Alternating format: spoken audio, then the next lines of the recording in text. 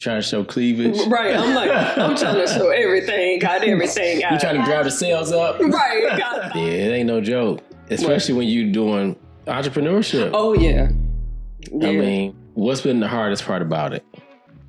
Say the confidence. And it's weird because I consider myself a very confident person in general. Entrepreneurship has like humbled me a lot.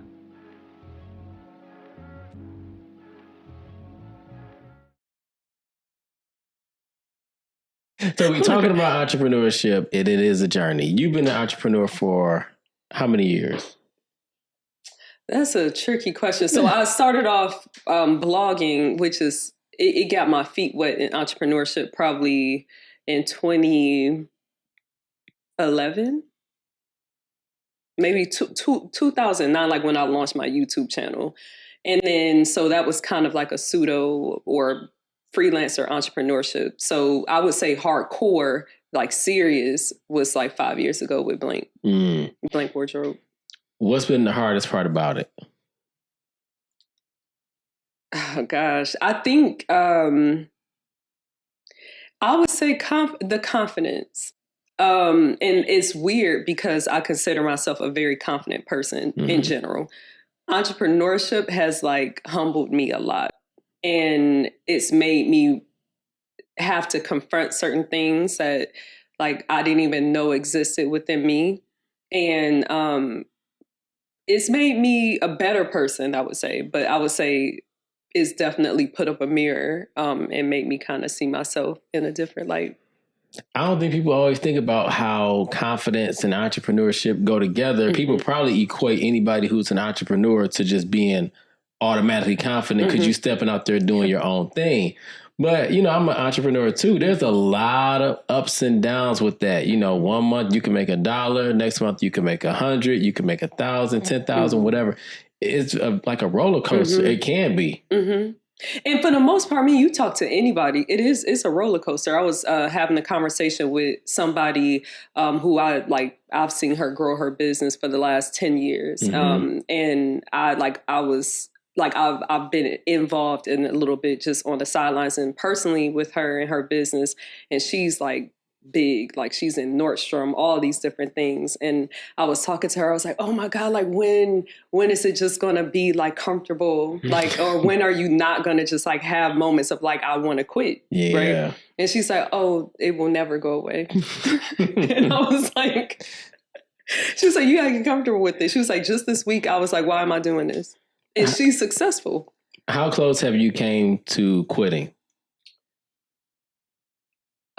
Gosh, like, so Alfred, so my husband is he's part of the reason why I haven't really, because I'll talk to him and I'm done. I'm out the game. Cause like, why am I doing this to myself? You know?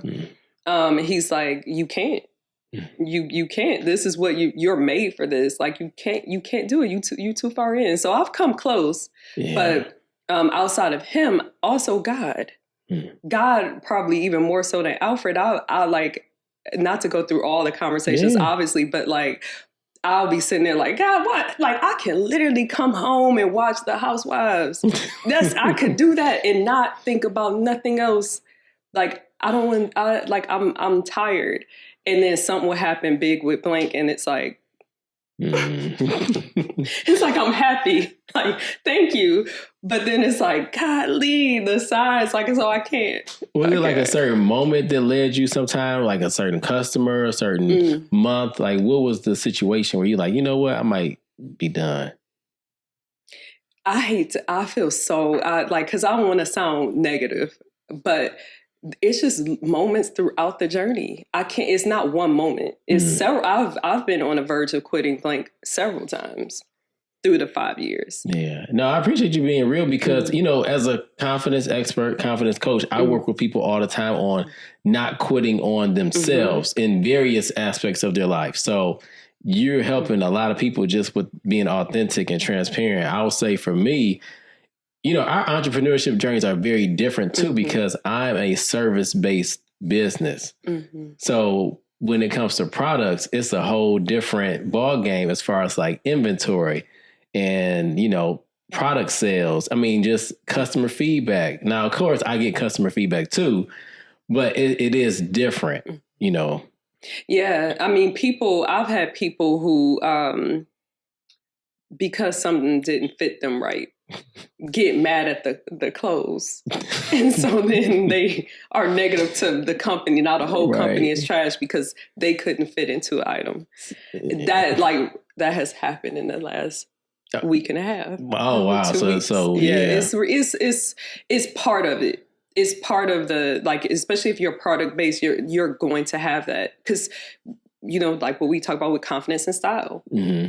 Sometimes the right outfit will humble you. And in a positive, it can make you feel good or it might humble you. Right. You know, and so instead of people being mature or, you know, comfortable, confident to say it's not the dress. It's not the medium or the small or the 8 or the 10. It's me, and it's fine that garment is not for me, but it doesn't mean the whole company is trash. I guess maybe you should start tricking people with your sizes. You know, companies do that, like Chico's. Mm-hmm. They like have like, so they don't have the real sizes. They have like 1, 2, or 3, but they translate to like a larger size because of that. So there's a lot of psychology, like mental, with style, fashion, and clothes. Mm-hmm. So when it comes to starting, well, I won't even say, because you never quit. You got close to it, but you never quit. And you talked about your husband, God, like entrepreneurship is lonely. So the thing about it, nobody can really hold you accountable but you. So if you do decide, you know what, I'm done, you don't have to turn in like a 2-week notice. I mean, you could just literally shut down your website, your supply team, and all of that, and be done. Yeah. I think that's the part where it takes a lot of discipline too. Mm-hmm. So like, what's your routine for staying disciplined? To be honest with you, I think it's on the verge of maybe being unhealthy a little bit. I am like, especially right now in this season, like right now we're under a soft rebrand. So in behind the scenes, so if you go to Blank now, you won't really see it. If you follow us like closely over the years, you're probably like, well, what are they doing? Because something's different. Mm-hmm. So we're going through that rebrand. And so I'm locked in. Like so if like we went to Dallas last week for my birthday, and I was like, okay, tonight on my birthday we gonna be loose, right? But I was like, I gotta get back to the hotel because I have to focus. I gotta lock in, and so I'm always on. I'm always thinking about it. Right now, I'm thinking about when I gotta go back on mornings. So one of the reasons why, like, seriously, that I do love collaborating with you is because I know it's going to be 100% effort on both ends. And I know you don't collab with just any and everybody, but like your work ethic is high. So it is kind of, even for me, like talking to you, it's hard to see that you would even consider quitting because your work ethic is like, it's through the roof. Like you go ham. It's part. I think it's because of Detroit, though. Like we're from Detroit, and like we're just hustlers. Yeah. So for me, what kind of gets me back on my square outside of my husband, God, is kind of like talking to myself, like V, you don't want to do nothing else. Like, quit it. Yeah. Like stop. Like lean in. You got mad at this customer, or you're mad because sales aren't where they're supposed to be. Because I think I told you this in December 2022. I don't know what happened. We came off of our, like, one of our top months in 2022 in November, killed it. Like to the point where I was like, okay, like I'm seeing some things I can do. Right. And then December came and it was like, hello, anyone there? Like, what happened? Hello.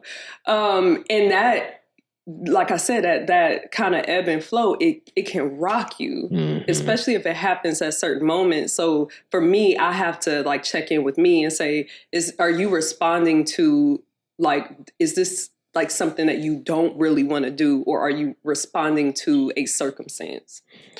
So I'm going to go kind of deeper on it. So I know Blank is a part of you. Mm-hmm. That's a part of who Venus is at your core. Mm-hmm. What is the purpose the vision or mission behind blank?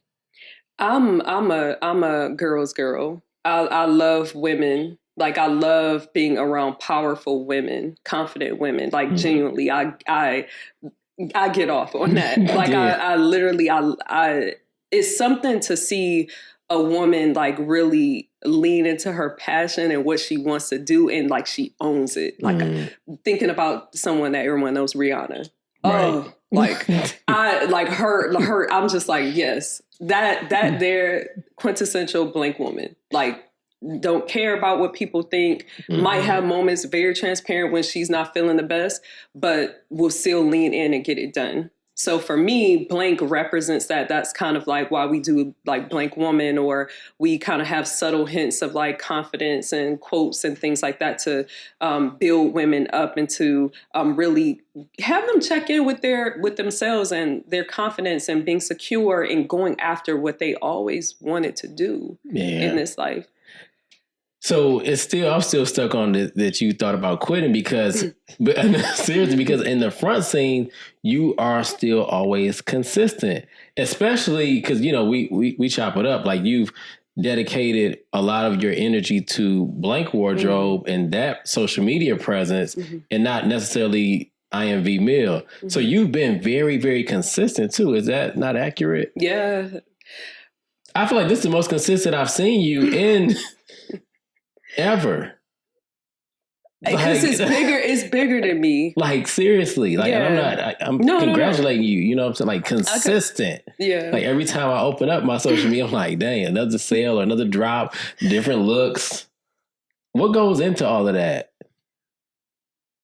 Like the actual work, or like how am I consistent? Both, like the consistency and the mindset behind being that consistent. So mindset wise, like I'm a workaholic. I had to come to terms with that a couple of months ago. I was like, I love working. I genuinely like it. I love it. That and like I'm competitive with myself. So if I notice there's a certain weakness in myself, it's like I like literally you could talk to Alfred. I'm like, you get it together. Like, what are you doing? Like, get back in the game, like get together. So for me to quit on something that I know that I love is like admitting to losing. I can't do that. Can't lose. And you a Gemini too, right? Because I know Geminis, Tupac, y'all just work, the work ethic is definitely there. Plus the creativity and the authenticity. So that's a crazy combination. Yeah. Yeah. And so I can't, for me, the consistency is more about, and then like for me, I genuinely feel like blank is bigger than me. I was talking to the lady that I was telling you about with the successful business or whatnot. And I was telling her about the kind of thoughts of quitting and whatnot. And she was like, you can't, it's beyond you now. She's like, I see what you're doing. You can't do it now. You in there. And I feel that like I can't. As a service-based business, or a product-based business, is there a particular moment or situation that stands out where you were able to help a customer or a family or somebody, and that just like that moment sticks with you? There's a couple where customers will write me either personally or in the comments or in the DMs or whatnot, and they're like, "Man, I wore this outfit and I felt so good. Like I know I killed it. Thank you." Like, and I'm like, okay, great. Like, or even like on my personal page where on my YouTube, I've done like some talks about entrepreneurship and whatnot. And I have people give me comments about like, oh my God, like I'm starting my own boutique. And like, I saw your video on pop-up shops, and like now I'm having my own pop-up shop this week, and I'm like so nervous, but I feel like I have a list now looking at your video. Like I feel like I'm gonna be good. So that, and then I did a talk at a university here in their business school, and to see, that was the first time in person, like where I can feel the energy of people like looking at me and they're hanging on every word. And then afterwards, people coming up to me like, oh my God, like I feel so empowered by hearing your story and like watching you like talk about your business. And I'm like, yeah. It's dope. And you have a 9 to 5 at the same time. Yep. and you have a husband and a family. Like, how do you juggle it? I don't. I don't. I'm probably not like I'm listen, this is something I'm going through in the moment, is being more present. Like I told you, I'm locked in. So it helps when people like my mom, my brother will say, you need to come to the barbecue. Just come up. It's okay to come out to the barbecue. And I'm really leaning into that. Like, take time out for yourself, because you'll be a better person, a better leader, a better business person by taking time out. So it is a work in progress.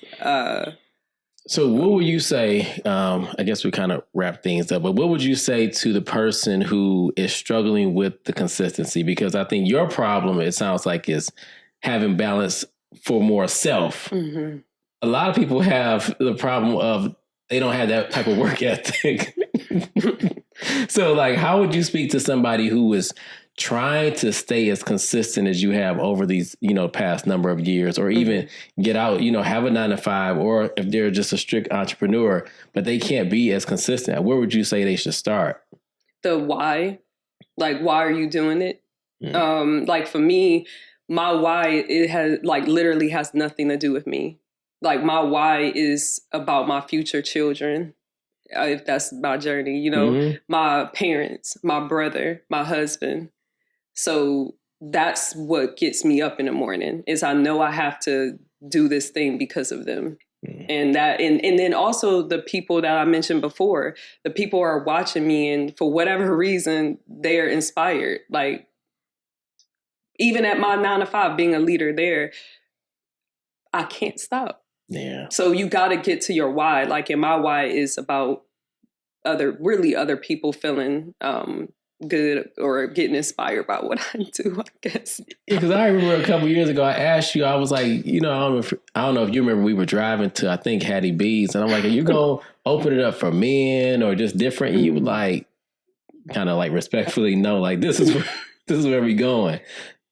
Not now. Like, I'm also a realist. Like, I gotta nail the women's part down first. And people have been asking for men's stuff. That's why we launched the signature jogging suit, which is unisex, and the t-shirts and whatnot, to kind of like fill that gap. But I want to really get solid with the women's and then move into the other spaces. Yeah. Last question. What made you continue to do the YouTube? Because I know that's where you started too, right?